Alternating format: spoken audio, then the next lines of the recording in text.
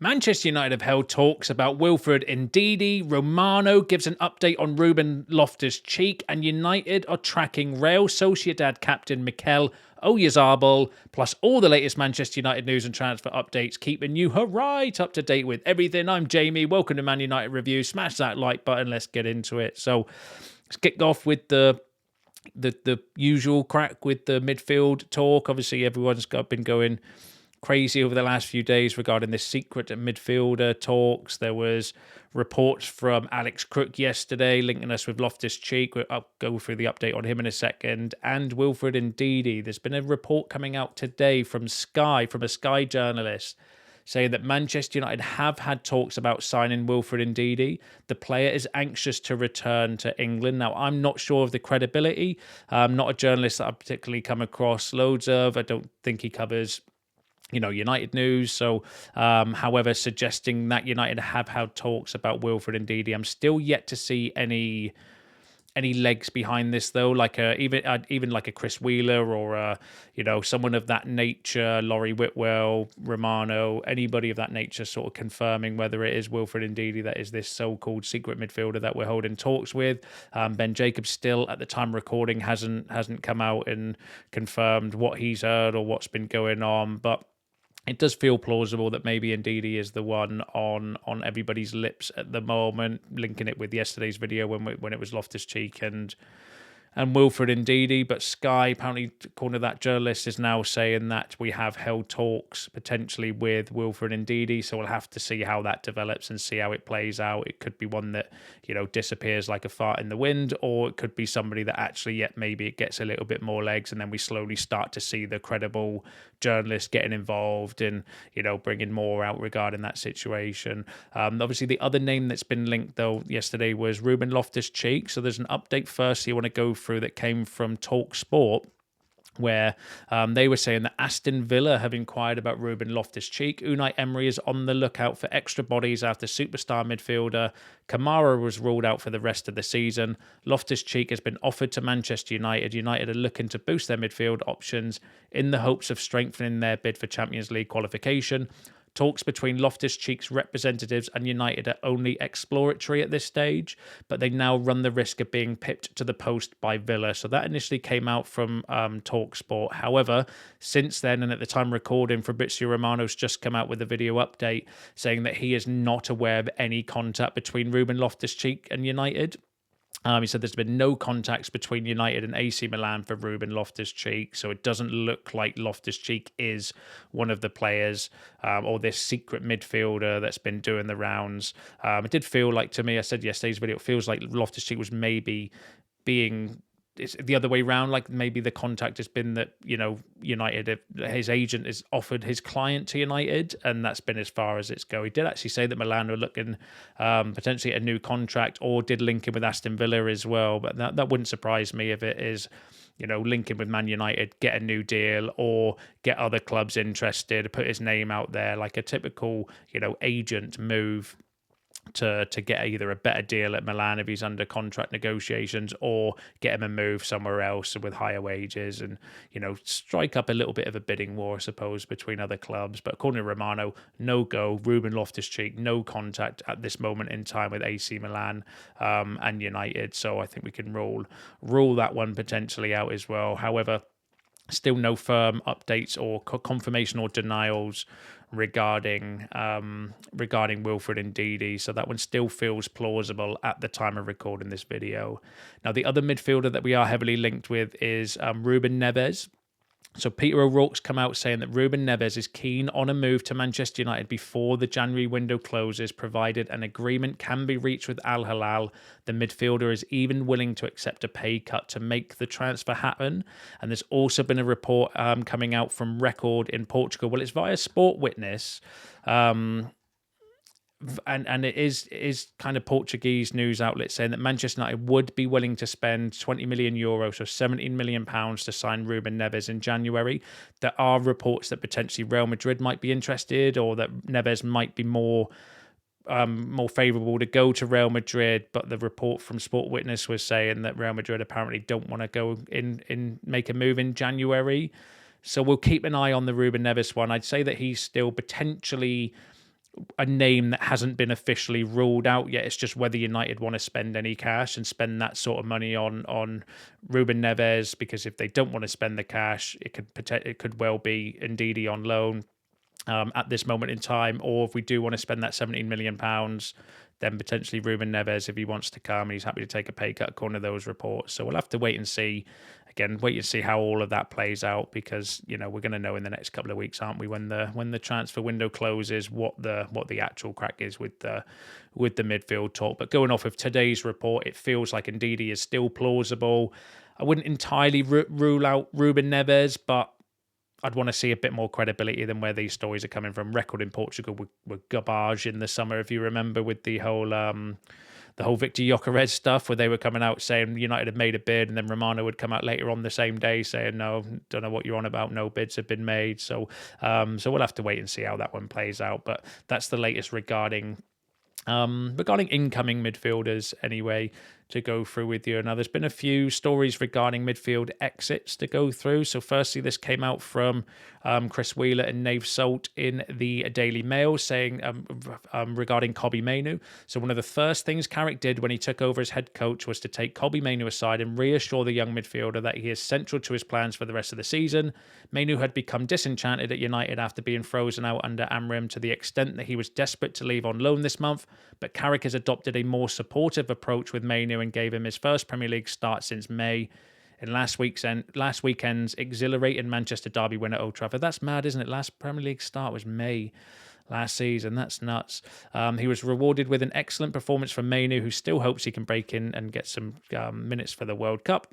It's understood that the 20-year-old from Stockport has been encouraged by what he has seen and heard from Carrick, and is now happy to stay if he is going to have regular game time. And I don't like the idea of anyone I don't think Carrick's this character anyway, but to promise everybody game time. But clearly he's had a word with Mainoo. Clearly Mainoo's happy with the situation now and is not going to agitate for a loan move this month, which probably would have been the case under Ruben Amorim, because obviously he wasn't playing him, wasn't getting any minutes. He wants to go to try to force his way into the World Cup squad, and the only way he can do that is by playing football, and that was the narrative, wasn't it, around Kobbie Mainoo? So it's looking likely that he is likely to now stay, which is good for me personally. I rate Kobbie Mainoo, and as some of you watching might have mixed views regarding that, and I'm sure you're going to share them in the comments below. But yeah, Kobbie Mainoo wants to stay. Now, in the same report, interestingly, from Chris Wheeler and Nave Salt, they were saying that despite Mainoo's change of heart, United is still deliberating over whether to sign a new midfielder in the January transfer window. They are expected to hold a meeting at Carrington this week, when Carrick will join Director of Football Jason Wilcox, Head of Recruitment Christopher Vival, and other key figures in the football department to discuss the possibilities. United have been looking at midfielders since the summer and may also consider a left winger. We'll go into the left wing news in a second. They are reluctant to pay a fee and would prefer a loan move until the end of the season. It's understood they are unlikely to move for Ruben Neves or Ruben Loftus-Cheek. I'm just going to pause there because this came out before the Romano and TalkSport stuff that I've just gone through regarding Loftus-Cheek. So Chris Wheeler and Nave Salts get ruling out Ruben Neves. So maybe that does, because they were right about Loftus-Cheek.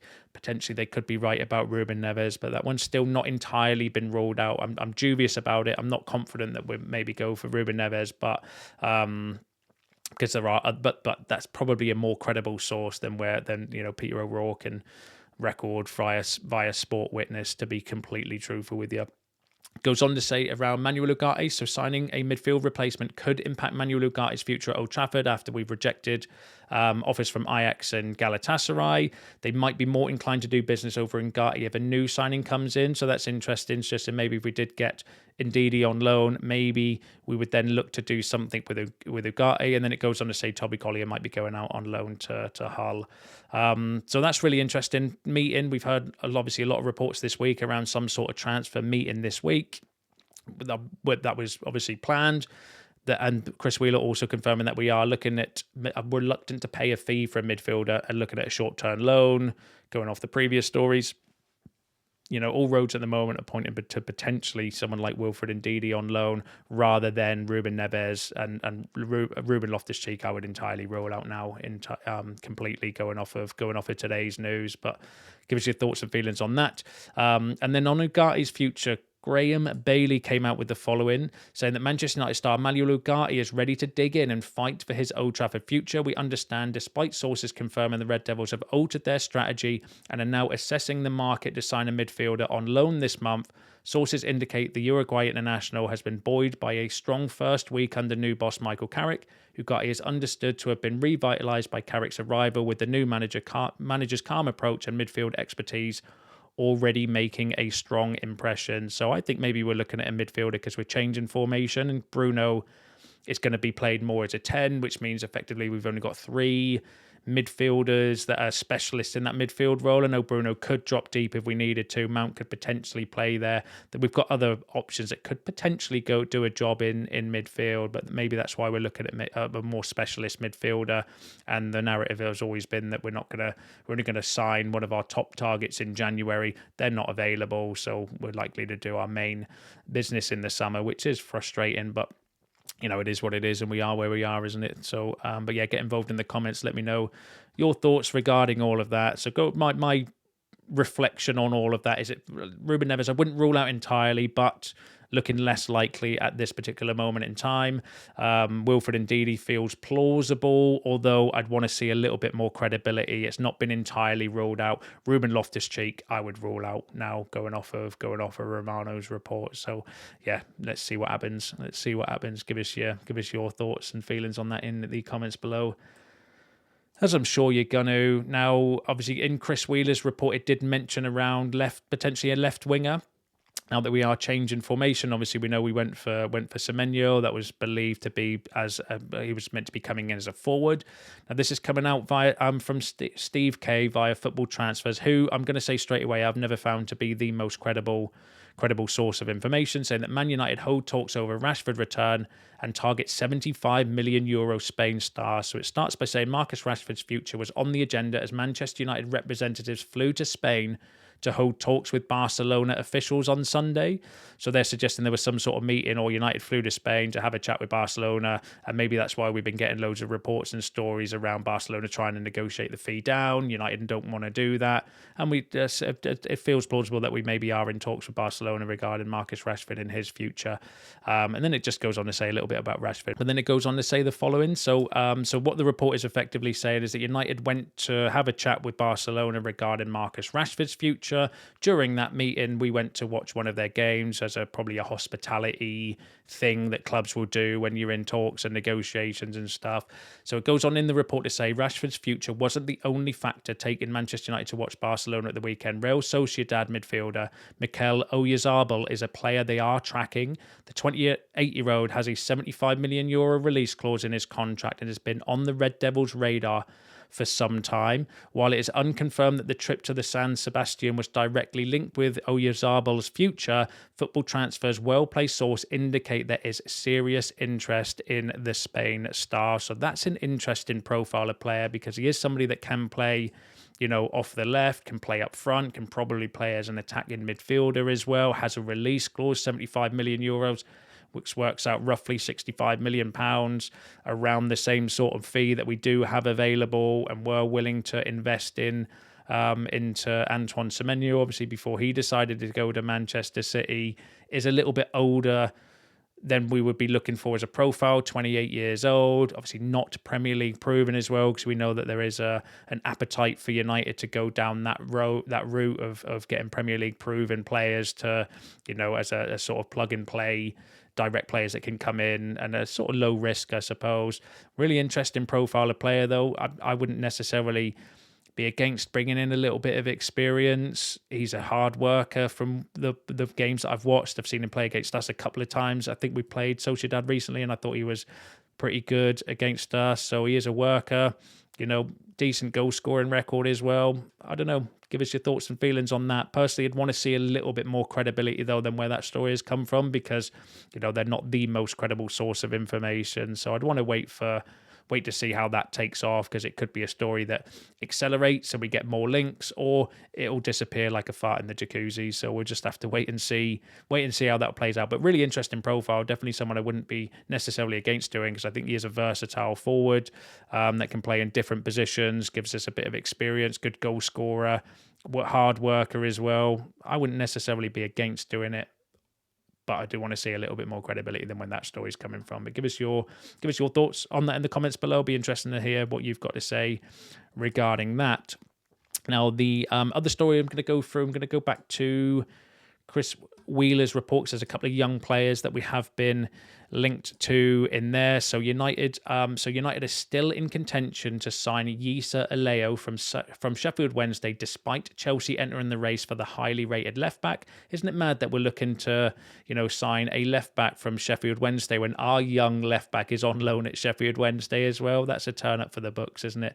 It says Liverpool are among the other Premier League clubs showing an interest in Aleo, who may end up costing as much as £5 million, even though he's just turned 17 and hasn't signed his first professional contract. United are also monitoring Bellino, a 17-year-old midfielder who is eligible for Croatia and Brazil. Bellino is attracting interest from Arsenal, Barcelona, and Borussia Dortmund. So there's a couple of young players that we are monitoring and are linked with. Aleo we've been linked with for a while. Bellino's not a player that I've watched a ton of. Doing some quick research on the player, he's described as a short, skillful winger who's good 1v1, good dribbling and speed, technicality in tight spaces with a good final ball. He's ranked amongst the best young players born in 2009, according to the Mirror as well. There's not tons of data or anything on it. It looks a little like Ahmad sort of type midfield player if I was to do like a comparison. But go check him out, come back, let me know what you think in the comments. So there's two more young players that we are potentially looked at, one left back from Sheffield Wednesday and a winger, potentially a winger coming in, although with Bellino we can't do anything until he's 18 because of Brexit rules, but with Aleo we can, because obviously we're not signing him from overseas, so there's nothing stopping us going for those sort of deals, and I don't have an issue with that. I think it's good for us to be getting these young players in, building up a pipeline, whether it is to bring them into the first team or to sell them for profit. Don't care. Other teams have been doing it for years. We're far late to that party, I think, and that does affect our cash flow. And obviously, I know PSR is being scrapped, but it has massively hindered us from a PSR perspective as well. So I don't have an issue with us getting these young players in, seeing what they're about, developing them. If they're not good enough, selling them for profit. If they are good enough, then you've bought a bargain and you've got players for the first team in the future as well. But give us your thoughts on that in the comments. And then the final story I've got for you, really interesting. So this is coming up from The Athletic, saying that Manchester United have struck a deal with studio giants Lionsgate to develop a Crown-style TV series based on the club's history. The project is still in development and would earn United a multi-million-pound fee plus royalties. So according to The Athletic, Lionsgate are going to do some sort of documentary series or TV-style series, like a Netflix series on United's history, whether that's going to be about the Busby Babes or I can't see they would want to include modern history. Like they're definitely going to not include the last 10 years, are they? And I would hope that they would, if they do like a fair representation of the Glazer family and their chaos that they've caused over the last 20 years since taking over. But that would be really interesting, and obviously if the club makes some money from it as well, don't have an issue with that neither as well. That would actually be quite interesting to see. Something I would want to do. I'd hope they do like a, like the Munich Busby Babes type story. Like that would be really good. I remember watching a documentary actually a while ago, and I'm sure it was it was about like the United's history and stuff. Eric Cantona was narrating it as well. Like it was really good actually. I forget the name of what it was called, but that was quite inspiring when I watched that as well. So that I don't have an issue with doing that or watching something like that whatsoever. But get involved in the comments. Let me know what you think regarding that, as I am sure that you will. And let me know what you think about all the other topics discussed in today's video, because that's you all up to date with the latest news and transfer updates. Don't forget to smash that like button on your way out. Subscribe to the channel if you're new. See you in the next one.